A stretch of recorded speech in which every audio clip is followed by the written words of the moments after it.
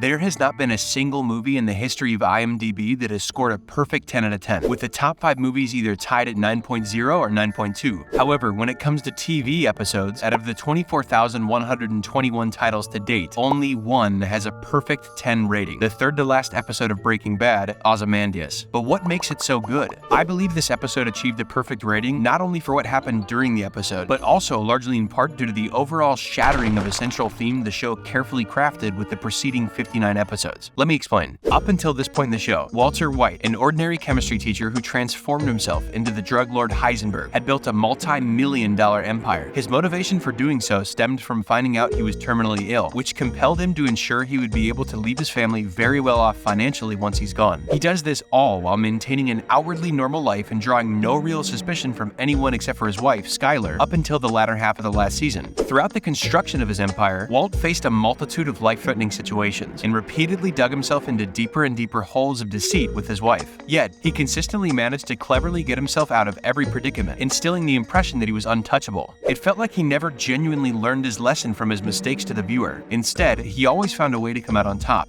This is the central theme that I'm talking about, that whatever situation Walt may end up in, he will always find a way to either kick the can down the road or flat out emerge victorious. Nonetheless, the intensity of each of these instances began to noticeably escalate, and the mounting pressure and stress experienced by Walt was masterfully conveyed to the audience with each advancing season. Until finally, when his DEA brother-in-law Hank inadvertently discovered Walt for who he really was, the show began to feel different. It felt like Walt was finally starting to be backed into a corner from which he wouldn't be able to get himself out. But Hank's discovery was essentially just a piecing together of various memories like a puzzle, which doesn't exactly hold much merit in the court of law. That, combined with the harsh realization that they were in fact family, dissuaded Hank from choosing to immediately get the entire DEA involved. Instead, he had to take a more discreet and calculated approach in how he went after him. Enter Jesse Pinkman, Walt's partner throughout the 5 seasons with whom he cooked. Depending on the episode, it felt like Walt either treated Jesse like a son or like a guinea pig. However, tired of being subjected to constant manipulation and understanding just how much of a monster Walt can be, Jesse agrees to work with Hank in order to finally bring him down and have him arrested. They made a pretty good team too, as they end up being the ones who outsmart and trick Walt into admitting several crimes on the phone and flat out leading them to his $80 million buried in the desert. This not only would be more than enough evidence to make a conviction, but also is the first time we see Walt become the target of shrewd manipulation, with his most notable weaknesses, pride and greed, preyed upon. Hank eventually gets Walt in handcuffs and has him completely dead to rights, and that's where Ozymandias comes in. Remember how Walt has always been able to cleverly get himself out of every bad situation he's been in? Well, because of that, it still feels like there's a glimmer of hope that Walt could get out of this. However, what happens next absolutely and irreversibly shatters this central theme for the first time in 5 seasons and 60 episodes. You see, upon realizing Walt's betrayal, he calls Jack Welker's gang for backup at his location, but when he watches Hank and his partner Steve Gomez unexpectedly step out of the car with Jesse, he calls off the gang. Ultimately, Walt does care about his family and truly does not want to see them harmed or get involved. But shockingly, Jack ignores his request to stand down and the gang shows up anyway, taking out Gomez and injuring Hank. When Jack finds out Hank is with the DEA, he almost immediately kills him, but Walt begs Jack to spare his life, offering him the entire $80 million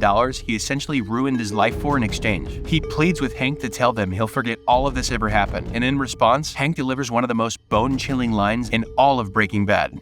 You're the smartest guy I ever met, and you're too stupid to see.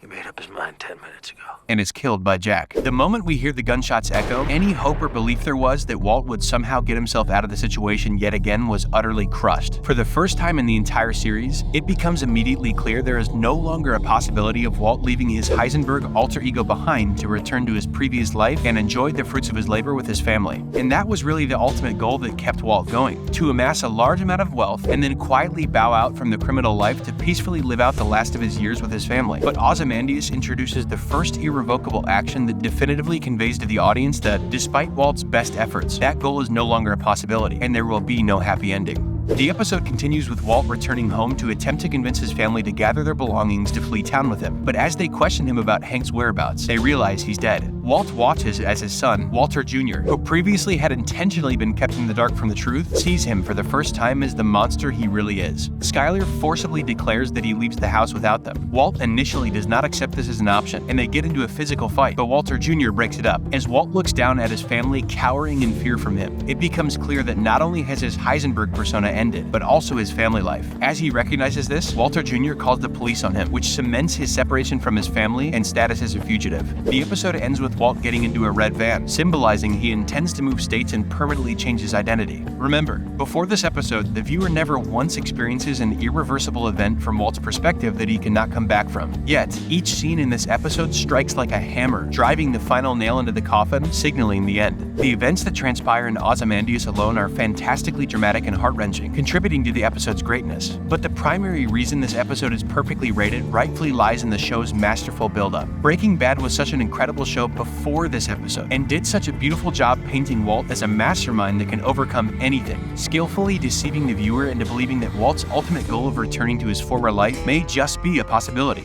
And to abruptly, ruthlessly, and believably demolish the central theme as Ozymandias did was, as the rating would suggest, nothing short of perfection.